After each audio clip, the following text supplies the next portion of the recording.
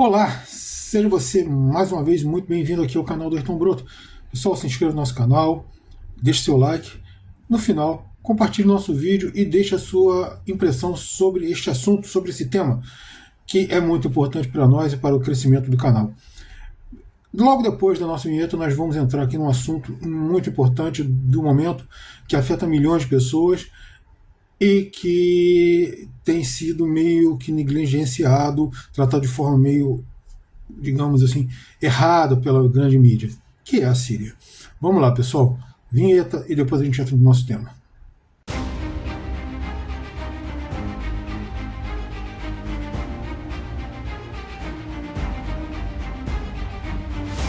Pois é, pessoal. A Síria, como quem acompanha sabe, trocou de governo. Trocou e não trocou.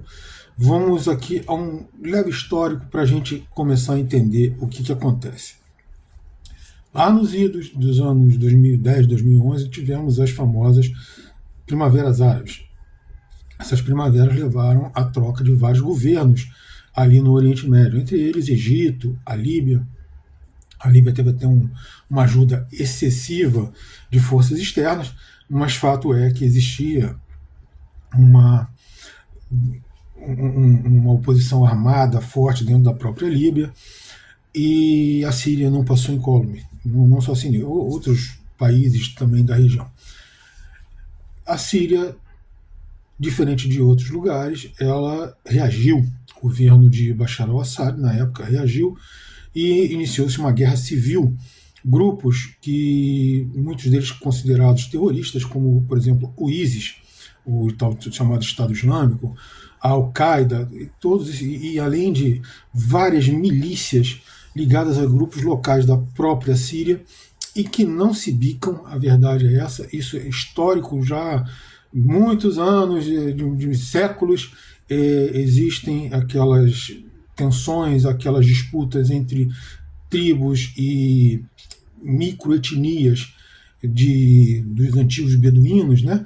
E que hoje em dia estão mais sedentários, mas eles trazem esse ranço com eles.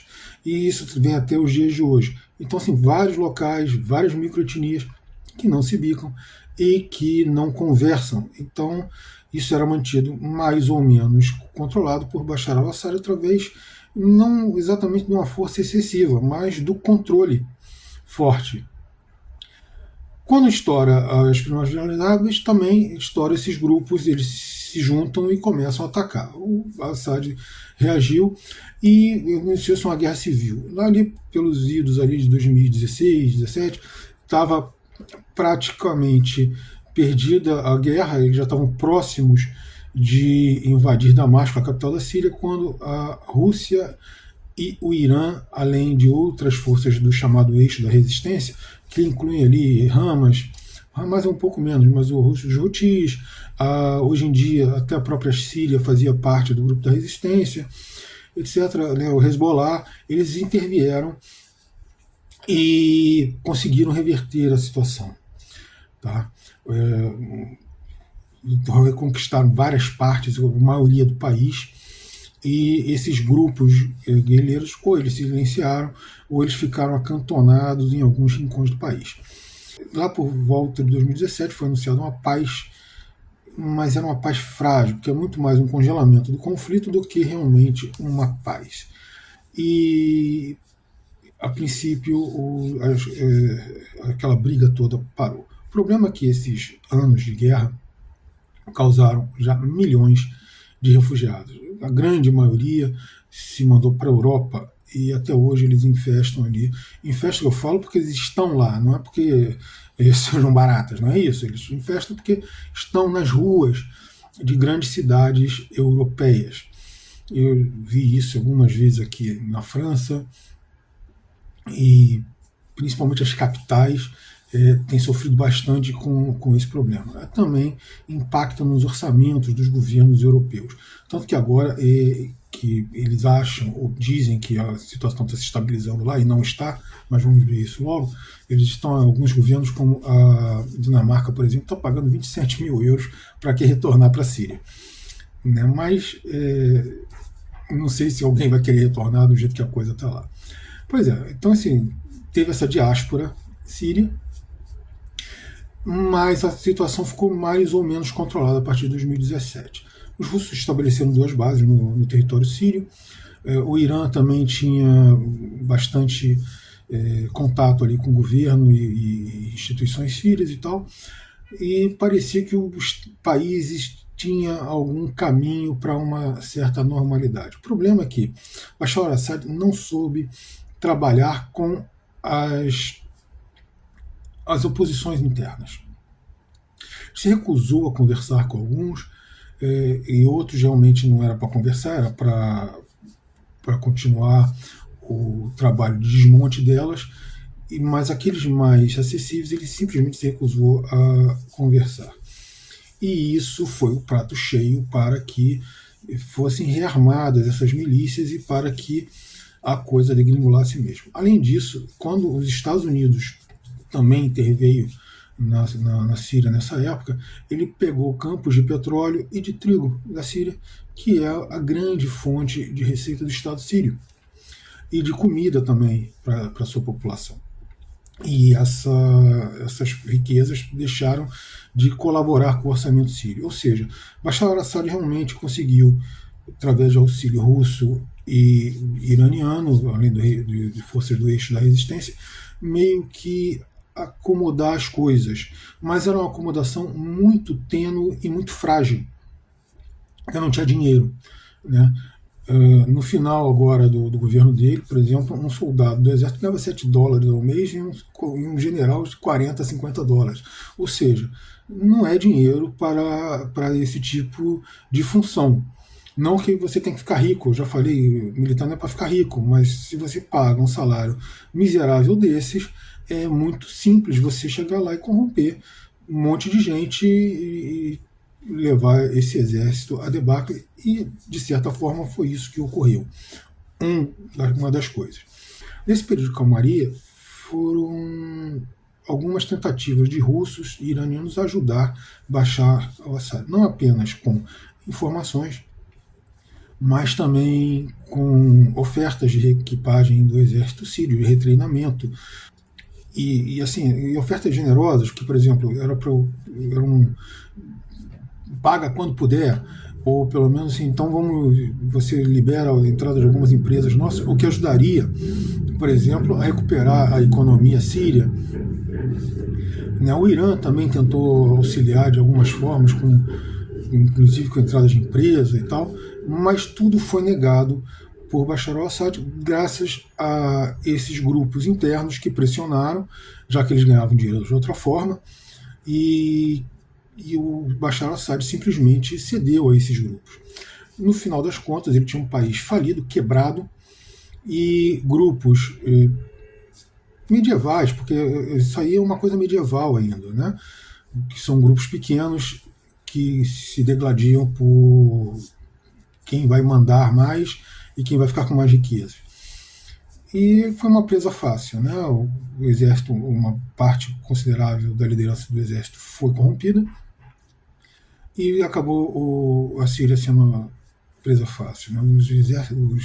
Os rebeldes misturados aí, por exemplo, o TSH que eles chamam aí, que é uma Al-Qaeda remodelizada.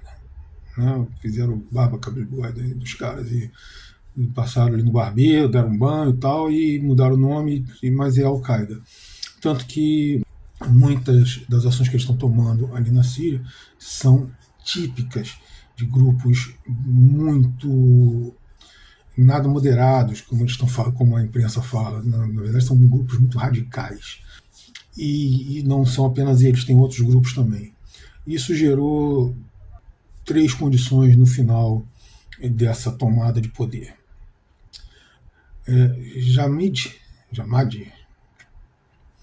que é o novo líder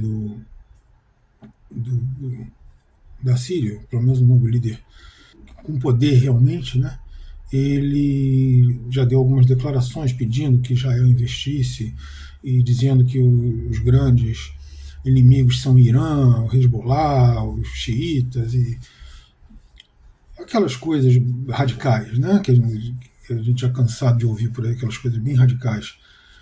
E, bom, primeira coisa, ele já foi atendido e a Israel realmente investiu. Ela já ocupou praticamente todo o sul ali da Síria, e a última informação que eu obtive é que já estava indo próximo a Damasco. No final da semana, na quinta-feira, se não me engano, eles já tinham ocupado uma montanha mais alta ali da área, com 2.000 e tantos metros, mas que com certeza a sua artilharia dessa montanha alcançaria Damasco com facilidade. Mas eles desceram e já ocuparam também parte do vale ali, já bem próximo mesmo. A última informação é que eles estariam a 20 quilômetros de Damasco apenas. Se eles vão entrar em Damasco, eu não sei, mas estão bem próximos. Além de outras cidades no sul do Líbano. Mas da entrada de Israel efetivamente no conflito, porque até agora ele trabalhava muito mais na área de inteligência, de apoio, etc., também temos algumas características que já se fazem presentes. Primeiro, a debacle do exército sírio se deu com muitos soldados abandonando as armas. Eles simplesmente largaram e tentaram se misturar com a população. Outros se dirigiram à fronteira do Iraque e atravessaram a fronteira, foram acolhidos por esse pessoal do Iraque. Muitos desses que foram para o Iraque levaram armamento, alguns armamentos pesados, como tanques e blindados e outros veículos pesados também, mas muitos a pé simplesmente foram. Eles foram acolhidos no Iraque e provavelmente vão se juntar às forças da resistência, uma possibilidade grande. Uma parte também de legalistas se acantonou em alguns pontos do país, próximo ao Mediterrâneo e ao sul, nas montanhas. Então, eles provavelmente vão agir como grupos guerrilheiros. Aqueles que atravessaram para o Iraque provavelmente vão entrar numa coisa mais organizada. Mas esses que foram para o sul e para as montanhas podem trabalhar como grupos guerrilheiros na Síria. Outra coisa que já se esperava e que já está acontecendo é uma luta fratricida entre os grupos que derrubaram o Bashar al-Assad. São mais de 30 grupos e cada grupo deles se divide e ainda em subgrupos que se debatem entre eles. Ou seja, é uma zona, aquilo ali é uma coisa que não tem cabimento. Vai ser muito difícil eles entrarem num acordo sem uma força externa que obriga esse acordo, né? E, como eu disse, a entrada da própria Israel. Algumas minorias, e minoria aqui que eu falo é minoria em relação às novas forças que estão no governo, tá?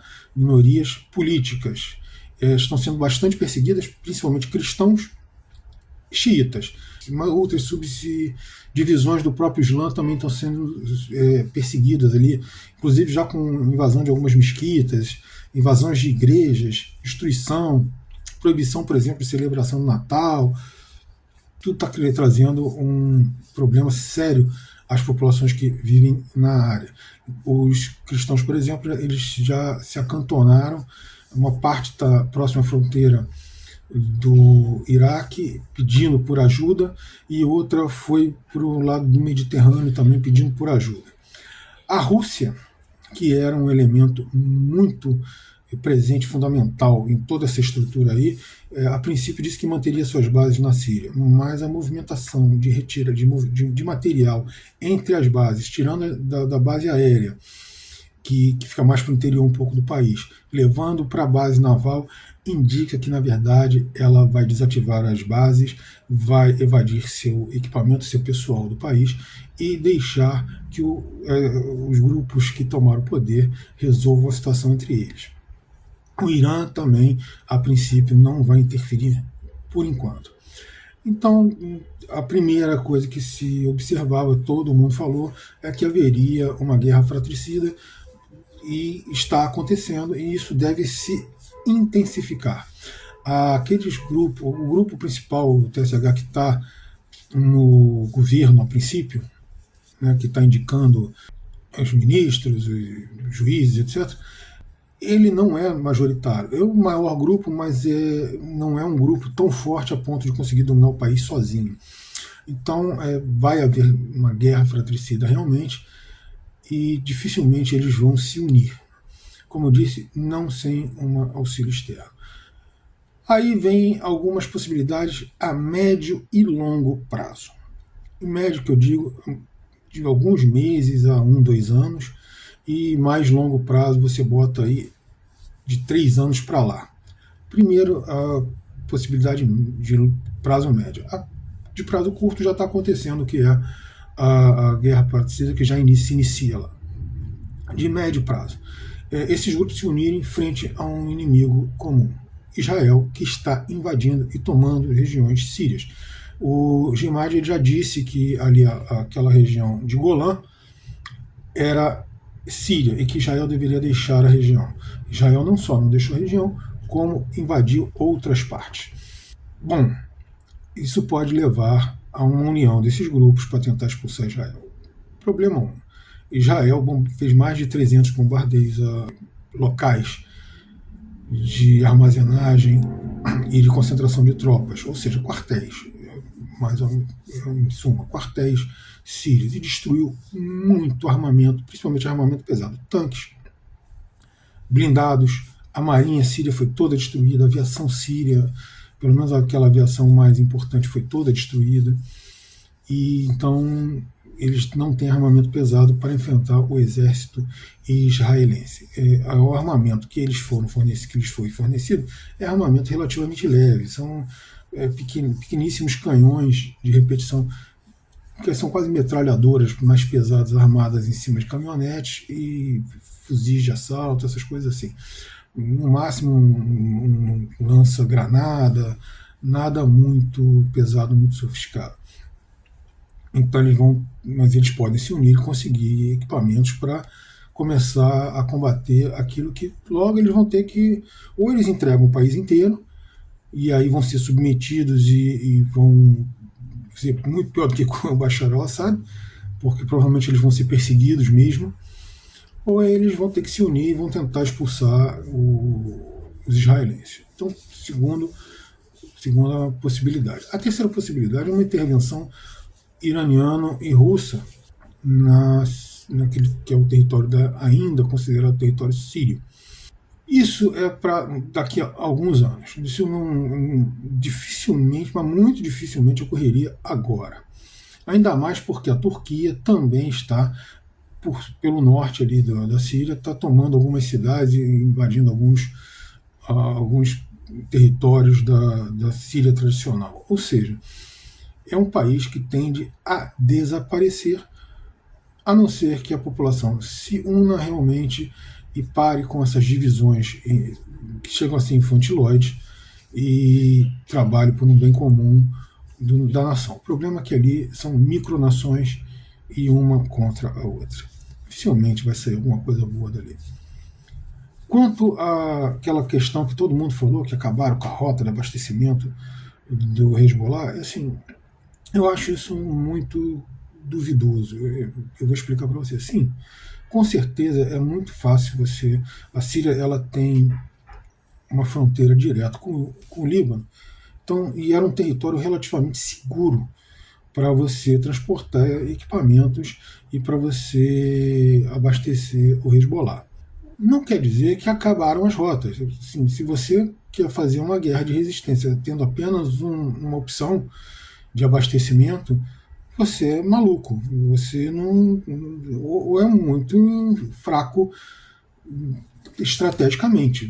Deve ter pelo menos mais umas 3 ou 4 rotas que são subutilizadas ou já mapeadas e que estão ali adormecidas esperando a necessidade de uso. Provavelmente são rotas muito mais difíceis, né?